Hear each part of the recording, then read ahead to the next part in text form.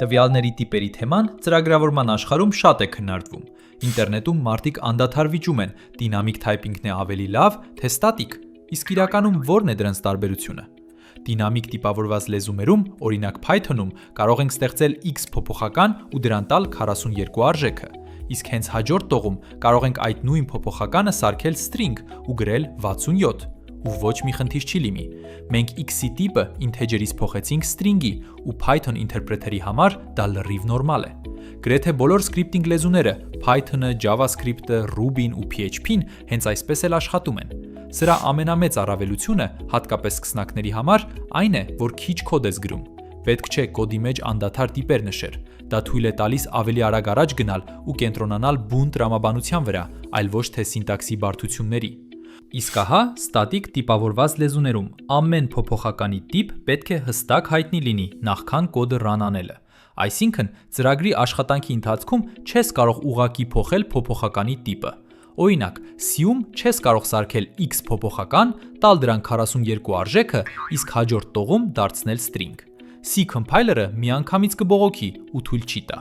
Java-ն, TypeScript-ը, C-ն ու Rust-ը թույլ չեն տալիս աշխատանքի ընթացքում փոփոխականի տիպ փոխել։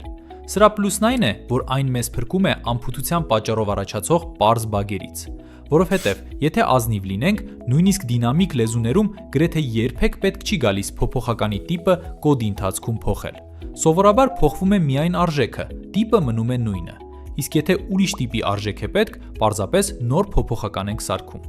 Կարող եք հարցնել, ո՞րն է ավելի լավը։ Այսօր վստահաբար ստատիկ տիպավորված լեզվով գրելը ոչ միայն ավելի անվտանգ է, այլև ավելի արագ։ Պատճառներից մեկը ժամանակակից գործիքներն են ու հատկապես type inference-ը, որը տիպի ավտոմատ որոշումն է։ Ժամանակին ստատիկ լեզուներում տիպերը շատ երկար ու ջանջալ էին գրվում, իսկ հիմա Rust-ում կամ TypeScript-ում կարող ես ուղղակի գրել let x-ը հավասար է 5։ Compiler-ը ինքը կհասկանա, որ դա integer է, առանց քո կողմից բացահայտ նշելու։ Այնպես որ Rust-ով կամ TypeScript-ով կոդ գրելը այս տեսանկյունից գրեթե նույնքան պարզ ու հեշտ է, որքան Python-ով կամ JavaScript-ով։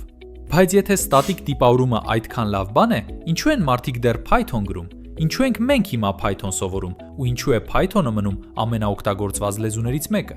Դե, թեև Python-ը դինամիկ տիպավորված է, այն հրաշալի լեզու է ծրագրավորման հիմունքները սովորելու համար։ Այն շատ հեշտ է կարդացվում, գրեթե սովորական անգլերենի պես։ Սա թույլ է տալիս կենտրոնանալ բուն գաղափարների վրա, հասկանալ, թե ինչ է loop-ը, ինչ է class-ը, ոնց են աշխատում տվյալների կառուցվածքները առանց բարդ սինտաքսի կամ type safety-ի մեջ խճճվելու։ Բացի այդ, Python-ը միայն սովորելու համար չէ, այն ահռելի պահանջարկ ունի ու լայնորեն օգտագործվում է, հատկապես AI-ի ու data science-ի ոլորտներում։